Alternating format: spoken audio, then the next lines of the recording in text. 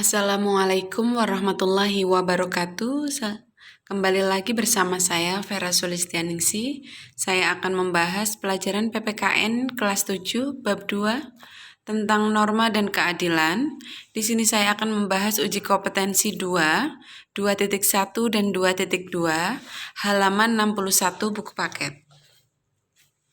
Ya, ini adalah soal uji kompetensi 2, meliputi uji kompetensi 2.1 dan 2.2. Untuk uji kompetensi 2.1 nomor 1, soalnya apa yang dimaksud dengan norma? Jadi yang dimaksud dengan norma adalah aturan atau ketentuan yang mengatur kehidupan warga masyarakat digunakan sebagai panduan, tatanan dan pengendalian tingkah laku. Untuk nomor 2, mengapa norma diperlukan dalam masyarakat? Jadi norma diperlukan dalam masyarakat untuk melindungi kepentingan manusia sehingga dapat terwujud ketertiban dan kedamaian dalam kehidupan. Untuk soal ketiga, bagaimana proses terbentuknya norma dalam masyarakat? Jadi proses terbentuknya norma dalam masyarakat. Dalam kehidupan bermasyarakat, setiap manusia memiliki perbedaan kepentingan. Untuk melindungi kepentingan dan menghindari perselisihan akibat perbedaan kepentingan tersebut diperlukan adanya aturan hidup yang disepakati bersama yang dinamakan dengan norma. Untuk soal keempat, jelaskan 4 macam norma menurut bidangnya dan berilah masing-masing 2 contohnya. 4 macam norma menurut bidangnya. Yang pertama atau yang A, yaitu norma kesusilaan, yaitu peraturan hidup yang bersumber dari suara hati nurani manusia. Contohnya, yang pertama, tidak mengambil dompet seseorang yang terjatuh atau tertinggal. 2. Tidak mencontek pada saat ulangan atau ujian. Norma yang kedua yaitu norma kesopanan atau norma yang ke B ya, yaitu peraturan hidup yang bersumber dari pergaulan hidup manusia.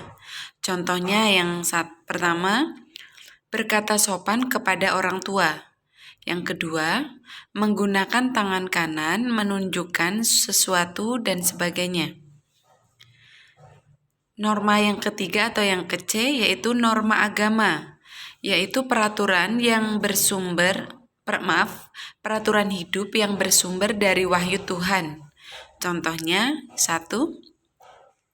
Melaksanakan ibadah sesuai dengan ajaran agama yang dianutnya. Kedua, menjauhi larangan yang diperintahkan oleh Tuhan dalam kitab suci.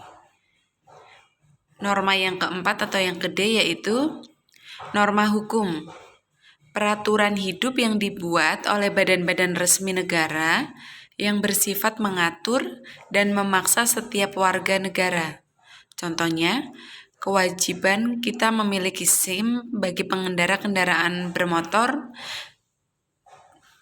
Kedua, menggunakan helm bagi pengendara kendaraan bermotor roda 2. Soal yang kelima, apakah perbedaan sanksi kebiasaan dan adat istiadat? Jadi perbedaan sanksi kebiasaan dan adat istiadat terletak pada kekuatan sanksinya. Sanksi terhadap pelanggaran kebiasaan tidak sekuat sanksi pelanggaran pada hukum adat. Ini tadi kita sudah membahas uji kompetensi 2.1, selanjutnya kita akan membahas uji kompetensi 2.2. Soal yang pertama, jelaskan 3 manfaat mentaati norma bagi diri sendiri. Jadi 3 manfaatnya, yang pertama, membuat hidup menjadi tenang atau hati kita menjadi tenang. Kedua, membuat pergaulan menjadi rukun, tertib, dan damai. Ketiga, mengendalikan tingkah laku agar sesuai dengan norma.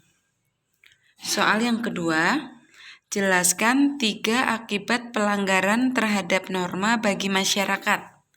Yang pertama, mengakibatkan perselisihan, pertengkaran, atau kekacauan. Yang kedua, melanggar hak-hak orang lain. Yang ketiga, merugikan hak atau kepentingan orang lain. Selanjutnya, untuk soal nomor 3, apa pengertian dari keadilan? Keadilan adalah setiap orang harus diperlakukan sesuai dengan hak-haknya dan tidak diperlakukan secara sewenang-wenang.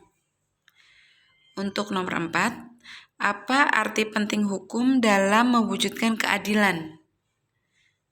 Arti penting hukum dalam mewujudkan keadilan, yang pertama, pedoman dalam bertingkah laku.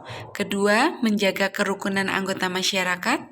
Yang ketiga, sistem pengendalian sosial. Soal yang terakhir, nomor 5. Sebutkan 2 contoh perilaku sesuai norma dalam kehidupan sekolah. Ya, contohnya yang pertama, menggunakan pakaian seragam sekolah sesuai dengan aturan yang berlaku. Yang kedua, berkata sopan kepada guru dan karyawan sekolah. Ya, demikian yang dapat saya sampaikan. Semoga bermanfaat. Terima kasih. Wassalamualaikum warahmatullahi wabarakatuh.